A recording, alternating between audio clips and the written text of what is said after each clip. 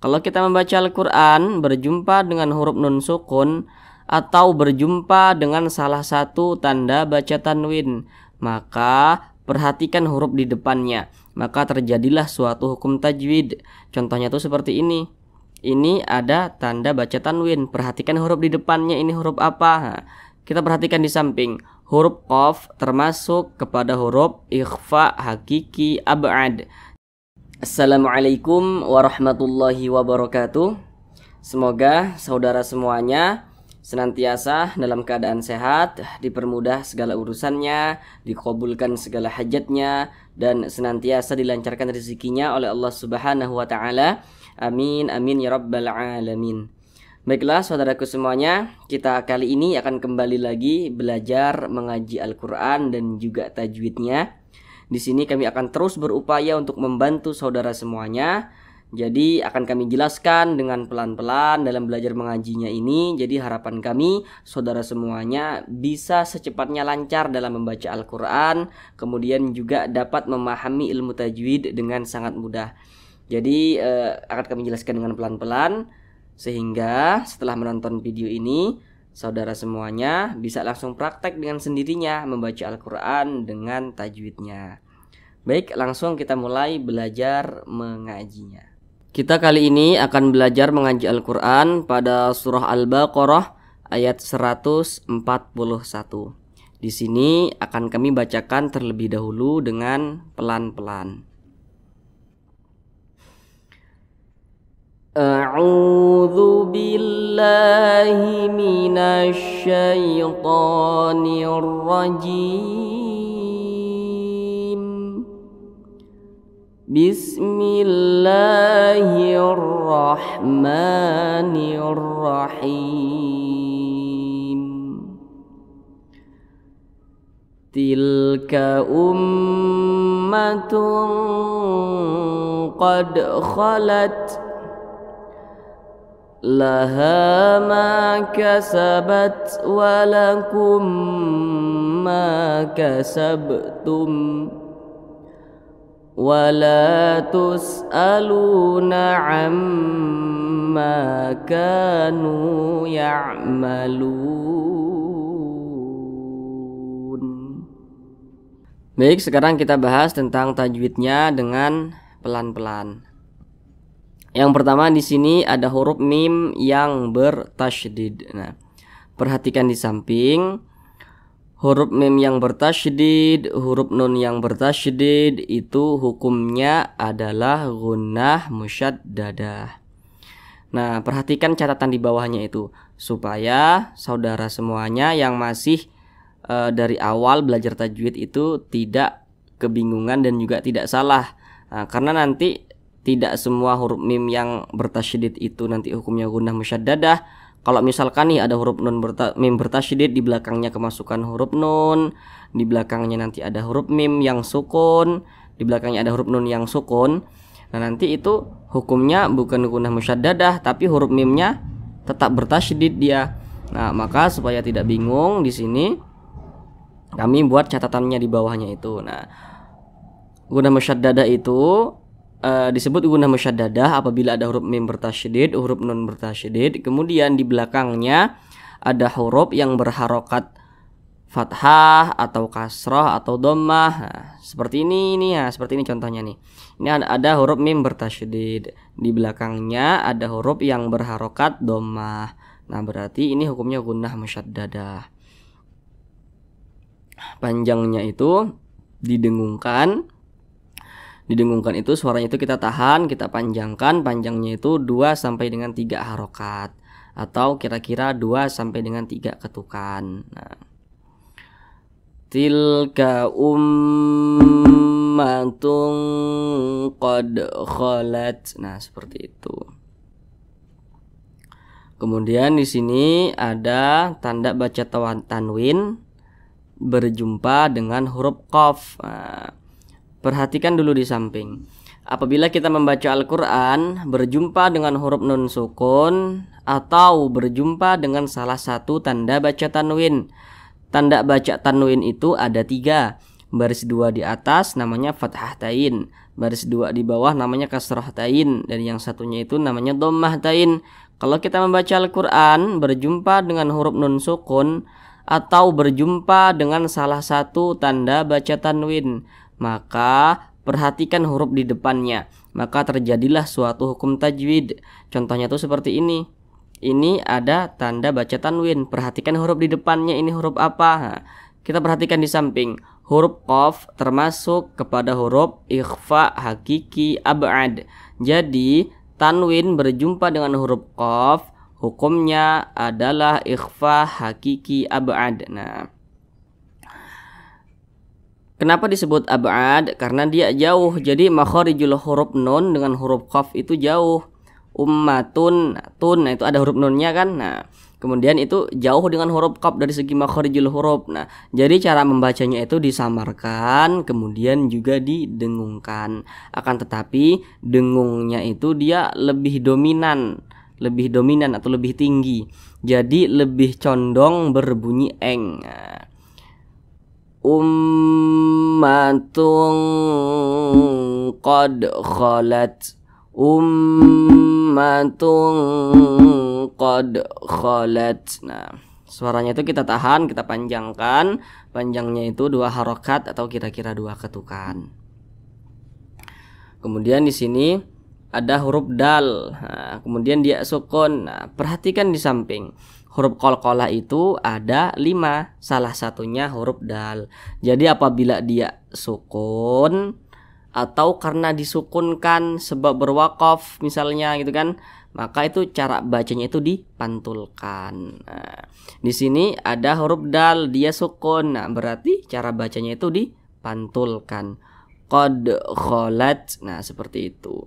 Dan ini tergolong kepada qalqalah sugro atau qalqalah kecil karena dia berada di tengah bacaan. Qad khalat. Nah, seperti itu. Kemudian di sini ada huruf ta. Nah, kemudian ini huruf ta dia sukun, tanda sukun itu seperti ini ya. Ini taknis namanya. Nah, jadi kalau dia sukun maka cara membunyikannya itu ada desisan angin yang keluar daripada mulut kita. Khalat, khalat. Nah, seperti itu. Karena huruf ta salah satu huruf yang memiliki sifat hams. Kemudian di atasnya ini ada tanda waqaf berbentuk jim. Nah, ini adalah waqaf jaiz. Nah, jadi maknanya itu kita boleh berwaqaf, juga boleh diwasolkan atau diteruskan. Nah, jadi terserah kita mau berwaqaf di sini juga silahkan, mau diwasolkan atau diteruskan juga silahkan. Kemudian di sini ada huruf H. Huruf H dibaca panjang. Nah, perhatikan di samping, perhatikan rumus mad tabi'i yang di kotak warna merah. Apabila kita membaca Al-Quran berjumpa dengan huruf alif, ini huruf alif yang disambung dengan huruf H. Kemudian apabila kita membaca Al-Quran berjumpa dengan huruf alif, kemudian huruf yang posisinya tepat berada di belakang huruf alif, apabila dia memiliki tanda baca baris ke atas, maka huruf tersebut dibaca panjang. Huruf H dibaca panjang karena posisinya itu tepat berada di belakang huruf alif, dan huruf H memiliki tanda baca baris ke atas. Tanda baca baris ke atas ini disebut juga dengan harokat fathah. Maka H dipanjangkan. Nah, panjangnya itu 2 harokat atau kira-kira 2 ketukan. Mad tabi'i. Laha, ma juga sama, masih di kotak, di rumus mad tabi'i yang di kotak warna merah.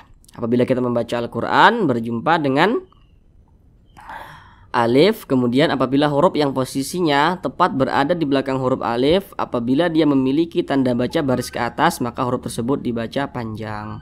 Maka ini ma dibaca panjang karena dia memiliki tanda baca baris ke atas dan posisinya tepat berada di belakang huruf mim. Laha, ma, namanya mad tabi'i, panjangnya 2 harokat atau kira-kira 2 ketukan. Laha, ma, kasabat. Nah, kemudian di sini huruf ta Ini dia sukun, penjelasannya sama dengan yang di atas ini tadi, sudah detail kami jelaskan tadi di atas ini. Nah, jadi cara membunyikannya itu ada desisan angin yang keluar daripada mulut kita. Kasabat, kasabat, seperti itu. Kasabat walakum ma kasabtum.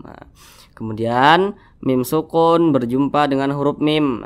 Perhatikan di samping, hukum mim sukun itu ada 3. Sekarang kita fokus yang nomor 2. Jadi kalau kita membaca Al-Quran berjumpa dengan huruf mim sukun, di depannya ada huruf mim yang memiliki harokatnya. Jadi mim sukun berjumpa dengan huruf mim yang hidup. Nah seperti itu. Maka hukumnya adalah idgham mimi. Cara bacanya itu didengungkan. Dengungnya itu 2 harokat atau kira-kira 2 ketukan.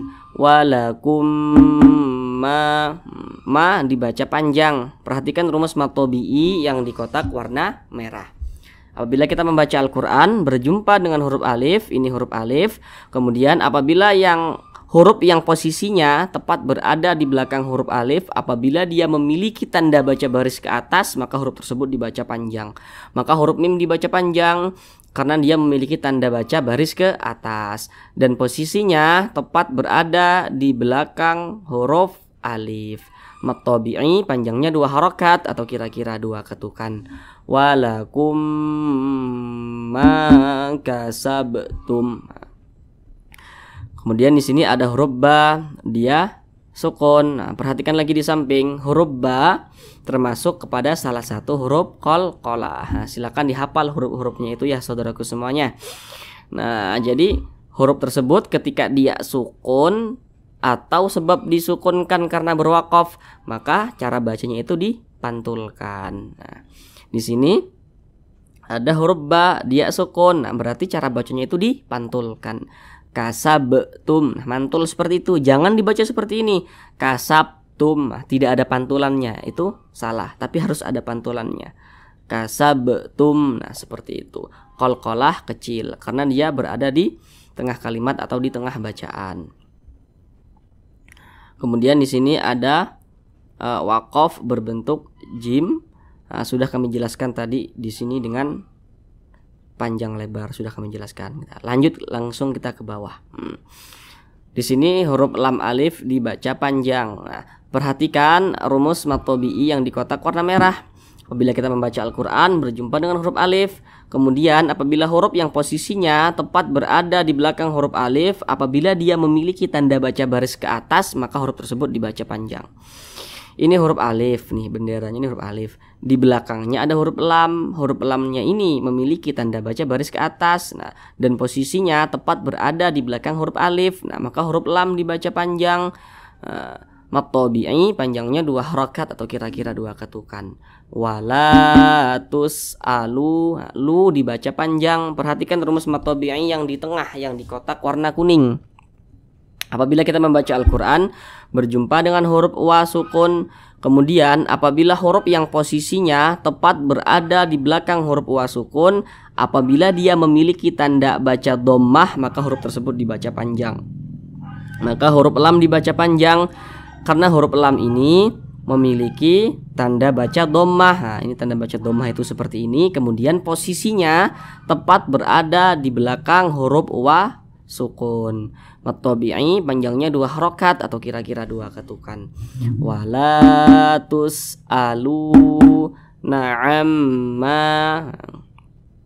Kemudian ma kita berjumpa lagi dengan huruf mim yang bertasydid. Nah, tadi sudah kami jelaskan di awal ini tadi, yang di sini sama penjelasan dengan yang di sini ya.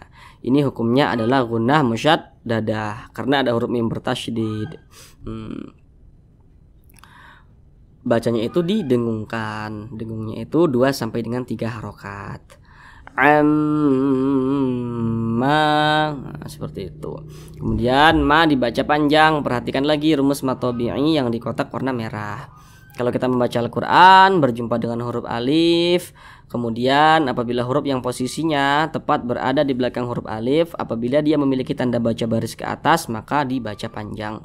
Ini ada huruf alif, di belakangnya ada huruf mim. Huruf mim memiliki tanda baca baris ke atas. Nah, maka huruf mim dibaca panjang. Mat tabi'i panjangnya 2 harokat atau kira-kira 2 ketukan. Amma. Ka juga sama, masih di rumus mat tabi'i yang di kotak warna merah. Di sini ada alif, kemudian huruf kaf memiliki tanda baca baris ke atas. Nah, karena huruf kaf ini posisinya tepat berada di belakang huruf alif, kemudian huruf kafnya memiliki tanda baca baris ke atas, maka huruf kaf dibaca panjang. Mat tabi'i panjangnya 2 harokat atau kira-kira 2 ketukan. Amma kanu ya'malun. Nu dibaca panjang. Perhatikan lagi rumus mat tabi'i yang di kotak warna kuning yang di tengah. Apabila kita membaca Al-Quran berjumpa dengan huruf wa sukun, ini huruf wa, kemudian dia sukun. Kemudian apabila huruf yang posisinya tepat berada di belakang huruf wa sukun, apabila dia memiliki tanda baca baris dhammah, maka huruf tersebut dibaca panjang. Ini huruf nun memiliki tanda baca baris dhammah. Nah, ini tanda baca baris dhammah dan posisinya tepat berada di belakang huruf wa sukun, maka dia dibaca panjang. Mat tabi'i panjangnya 2 harakat atau kira-kira 2 ketukan. Kanu ya'malun. Nah, lu juga dibaca panjang. Perhatikan rumus mat tabi'i yang di kotak warna kuning, masih di kotak yang warna kuning. Apabila kita membaca Al-Quran berjumpa dengan huruf wa sukun, kemudian apabila huruf yang posisinya tepat berada di belakang huruf wa sukun, apabila dia memiliki tanda baca dhammah, maka huruf tersebut dibaca panjang. Ini huruf lam, posisinya tepat berada di belakang huruf wa sukun, kemudian dia memiliki tanda baca dhammah, maka huruf lam ini dibaca panjang. Pada awalnya namanya mat tabi'i, akan tetapi mat tabi'inya itu berjumpa dengan huruf yang kita sukunkan, sebab kita berwaqaf di huruf tersebut dan huruf tersebut tidak dibaca panjang, maka namanya berubah menjadi mad arid li sukun. Mad arid li sukun itu panjangnya itu boleh 2 harokat, boleh 4 harokat, boleh juga 6 harokat. Yang terpenting konsisten dalam sekali bacaan.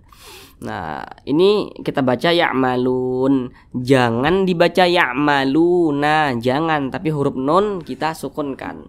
Nah, kenapa disukunkan? Jadi ketika kita membaca Al-Quran, kemudian kita berwaqaf atau berhenti tepat di huruf yang tidak dibaca panjang, maka huruf tersebut harus kita sukunkan atau harus kita matikan. Maka huruf nun karena dia tidak dibaca panjang dan kita berwaqaf pada huruf nun, maka huruf nun kita sukunkan atau kita matikan, maka dibaca ya'malun. Nah, seperti itu. Sekarang kita ulang bersama-sama dari awal. Tilka ummatun qad khalat laha ma kasabat wa lakum ma kasabtum wa la tus'aluna amma kanu ya'malun. Sadaqallahul azim.